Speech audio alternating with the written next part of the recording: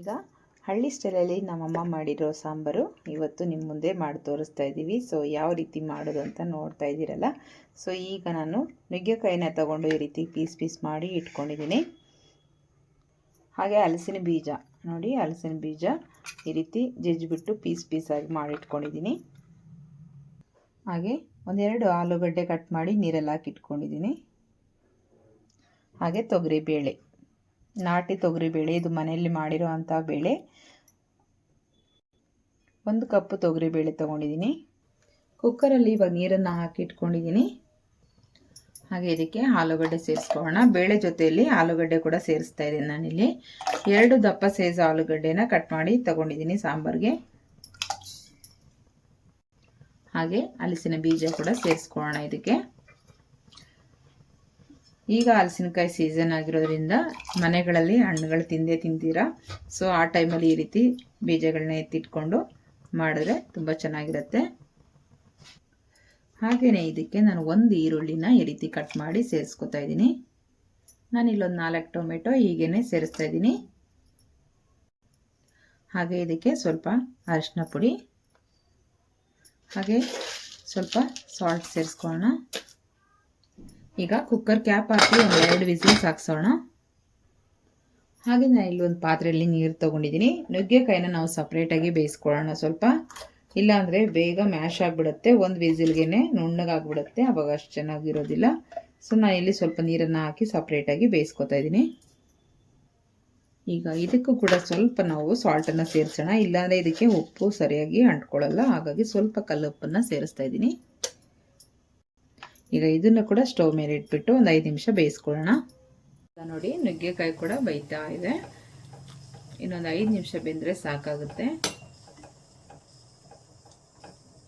ಸಪ್ರೇಟಾಗಿ ಬೇಯಿಸ್ಬಿಟ್ಟು ನೀವು ಹಾಕೋದ್ರಿಂದ ಮ್ಯಾಶ್ ಥರ ಆಗಲ್ಲ, ಚೆನ್ನಾಗಿರುತ್ತೆ. ಹಾಗೆ ಸಾಂಬಾರಿಗೆ ಒಗ್ಗರಣೆಗೆ ಅಂತ ಕರಿಬೇವು, ಹಾಗೆ ಈರುಳ್ಳಿ, ಹಾಗೆ ಬೆಳ್ಳುಳ್ಳಿ ಜಜ್ಜಿಟ್ಕೊಂಡಿದ್ದೀನಿ. ಹಾಗೆ ಒಣಮೆಣಸಿನ್ಕಾಯಿ ಸ್ವಲ್ಪ ಪೀಸ್ ಮಾಡಿ ಇಟ್ಕೊಂಡಿದ್ದೀನಿ. ಈಗ ನೋಡಿ 1-2 ವಿಸಿಲ್ ಆಯಿತು. ಬೇಳೆ ಚೆನ್ನಾಗಿ ಬೆಂದಿದೆ, ವಿಸಿಲ್ ತೆಗೆದಿದ್ದೀನಿ ನೋಡಿ. ಈಗ ಟೊಮೆಟೊನ ಸಪ್ರೇಟ್ ಮಾಡ್ಕೊಳ್ಳೋಣ. ಈಗ ಟೊಮೆಟೊನ ಸಪ್ರೇಟ್ ಮಾಡ್ಕೊಂಡು ತೆಕ್ಕೊಳ್ಳೋಣ.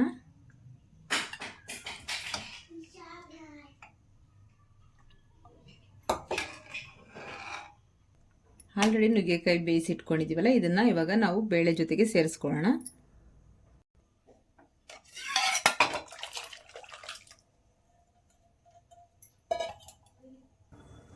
ಈಗ ಒಂದು ಒಗ್ಗರಣೆ ಹಾಕ್ಕೊಳ್ಳೋಣ. ನಾನು ಇಲ್ಲೊಂದು ಪ್ಯಾನ್ ಇಟ್ಕೊಂಡಿದ್ದೀನಿ, ಇದರಲ್ಲಿ ಸ್ವಲ್ಪ ಆಯಿಲ್ನ ಸೇರಿಸ್ಕೊಳ್ಳೋಣ. ಈಗ ಸ್ವಲ್ಪ ಆಯಿಲ್ನ ಸೇರಿಸ್ತಾ ಇದ್ದೀನಿ. ಆಯಿಲ್ ಸ್ವಲ್ಪ ಬಿಸಿ ಆಗಲಿ.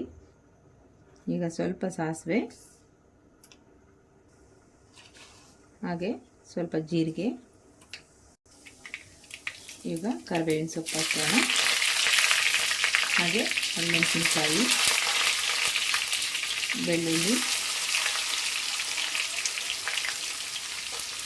ಈರುಳ್ಳಿ ಸೇರಿಸ್ಕೊಳ್ಳೋಣ. ಇಲ್ಲಿ 2 ಗಡ್ಡೆಯಷ್ಟು ಈರುಳ್ಳಿ ಸೇರಿಸ್ಕೊಂಡಿದ್ದೀನಿ. ಈಗ ಚೆನ್ನಾಗಿ ಫ್ರೈ ಮಾಡ್ಕೊಳ್ಳೋಣ.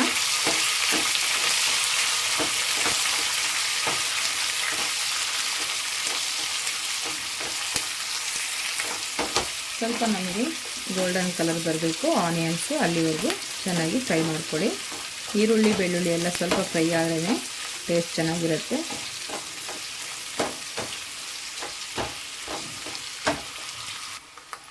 ಈಗ ಇದಕ್ಕೆ ಟೊಮೆಟೊನ ಸೇರಿಸ್ಕೊಳ್ಳೋಣ.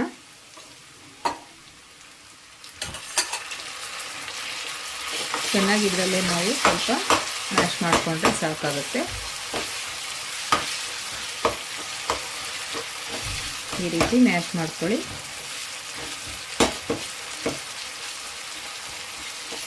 ನೀವು ರುಬ್ಬು ಕೂಡ ಹಾಕ್ಕೋಬೋದು, ಇಲ್ಲ ಈ ರೀತಿಯೇ ಹಾಕ್ಕೋಬೋದು. ನಾನು ಹೀಗೆ ಹಾಕೋದು, ಸೊ ಹಾಗಾಗಿ ನಿಮ್ಗೆ ಅದನ್ನೇ ತೋರಿಸ್ತಾ ಇರೋದು. ಈಗ ನೋಡಿ ಚೆನ್ನಾಗಿ ಮ್ಯಾಶ್ ಆಗಿದೆ. ಈಗ ನಾವು ಇದಕ್ಕೆ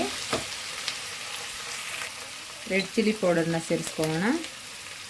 ಖಾರಕ್ಕೆ ಎಷ್ಟು ಬೇಕೋ ಅಷ್ಟು ನೋಡಿ ಸೇರಿಸ್ಕೊಳ್ಳಿ. ನಾನಿಲ್ಲಿ 1.5 ಟೇಬಲ್ ಸ್ಪೂನ್ ಅಷ್ಟು ಸೇರಿಸ್ತಾ ಇದ್ದೀನಿ. ಈಗ ಚೆನ್ನಾಗಿ ಮಿಕ್ಸ್ ಮಾಡ್ಕೊಳ್ಳೋಣ.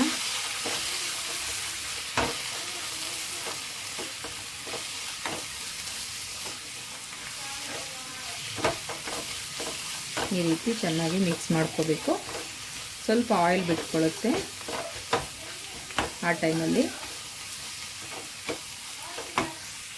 ಈಗ ಇನ್ನೊಂದು ಸೈಡ್ ನಾನು ಸಾಂಬಾರು ಇಟ್ಟಿದ್ದೀನಿ. ಇವಾಗ ಇದಕ್ಕೆ ನೋಡಿ ಕುದೀತಾ ಇದೆ. ಈಗ ಧನಿಯಾ ಪೌಡ್ರನ್ನ ಸೇರಿಸ್ಕೊಳ್ಳೋಣ. ನಾನು ಇಲ್ಲಿ 1-2 ಟೇಬಲ್ ಸ್ಪೂನ್ ಧನಿಯಾ ಪೌಡ್ರನ್ನ ಸೇರಿಸ್ತಾ ಇದ್ದೀನಿ. ಈಗ ಚೆನ್ನಾಗಿ ಸ್ವಲ್ಪ ಮಿಕ್ಸ್ ಮಾಡ್ಕೊಳ್ಳೋಣ.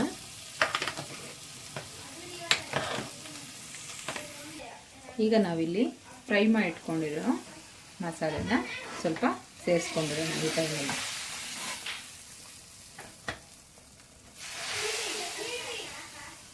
ಈ ರೀತಿ ಮಾಡಿ ಎಲ್ಲ ಇದಕ್ಕೆ ಸೇರಿಸ್ಕೊಳ್ಳೋಣ. ಈಗ ಟೇಸ್ಟ್ ಮಾಡಿ ನೋಡ್ಕೊಳ್ಳಿ. ಈಗ 1-2 ಕುದಿ ಬಂದರೆ ಸಾಕಾಗುತ್ತೆ ನಮಗೆ. ಸಾಂಬಾರು ಫುಲ್ ಬೆಂದಿರುತ್ತೆ. ಮಸಾಲೆ ಕೂಡ ಫ್ರೈ ಮಾಡಿ ಹಾಕಿರೋದ್ರಿಂದ ಅಷ್ಟೊತ್ತು ಬೇಯೋ ಅವಶ್ಯಕತೆ ಇರಲ್ಲ. ಸಾಂಬಾರು ರೆಡಿ ಆಗುತ್ತೆ 5 ನಿಮಿಷಕ್ಕೆ. ಸೊ ಇವಾಗ ಸ್ವಲ್ಪ ಉಪ್ಪು ಖಾರ ಟೇಸ್ಟ್ ಮಾಡಿ ನೋಡ್ಕೊಳ್ಳೋಣ.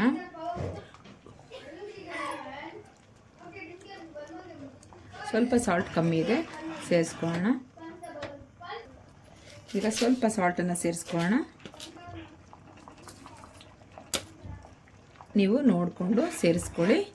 ಈಗ ಕೊತ್ತಂಬರಿ ಸೊಪ್ಪನ್ನು ಆ್ಯಡ್ ಮಾಡ್ಕೊಳ್ಳೋಣ. ಇಷ್ಟೇ, ಮುಗೀತು. 1 ನಿಮಿಷ ಚೆನ್ನಾಗಿ ಕುದ್ರೆ ಸಾಕಾಗುತ್ತೆ.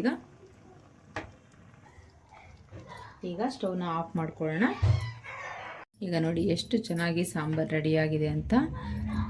ಈ ರೀತಿ ಇದ್ದರೆ ಇಡ್ಲಿ ಸಾಂಬಾರು, ಇಡ್ಲಿ ಜೊತೆಗೆ ಇಲ್ಲ ಮುದ್ದೆ ಸಾಂಬಾರು, ಅನ್ನಕ್ಕೆ ಎಲ್ಲದಕ್ಕೂ ತುಂಬ ಚೆನ್ನಾಗಿರುತ್ತೆ. ನೋಡಿ ಎಷ್ಟು ಚೆನ್ನಾಗಾಗಿದೆ.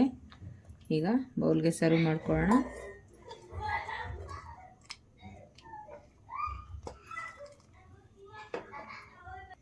ನೋಡಿ ಬೌಲ್ಗೆ ಸರ್ವ್ ಮಾಡಿದ್ದೀನಿ. ಈಗ ಮುದ್ದೆ ಕೂಡ ಸರ್ವ್ ಮಾಡ್ಕೊಳ್ಳೋಣ. ತುಂಬಾ ಚೆನ್ನಾಗಿರುತ್ತೆ ಮುದ್ದೆ, ರೈಸು, ಇಡ್ಲಿಗೆ, ದೋಸೆಗೆ ಎಲ್ಲದಕ್ಕೂ ಚೆನ್ನಾಗಿರುತ್ತೆ. ಸೊ ಮುದ್ದೆ ಜೊತೆಗೂ ಸರ್ವ್ ಮಾಡಿದ್ದೀನಿ. ನೋಡಿ ಯಾವ ಥರ ಇದೆ ಅಂತ. ಸೊ ನಿಮಗೆ ಈ ವಿಡಿಯೋ ಇಷ್ಟ ಆಗಿದೆ ಅಂದ್ಕೊತೀನಿ. Thank you for watching. ಮತ್ತೆ ಸಿಗೋಣ ನೆಕ್ಸ್ಟ್ ವಿಡಿಯೋದಲ್ಲಿ. ಅಲ್ಲಿವರೆಗೂ ಟೇಕ್ ಕೇರ್, ಬಾಯ್ ಬಾಯ್.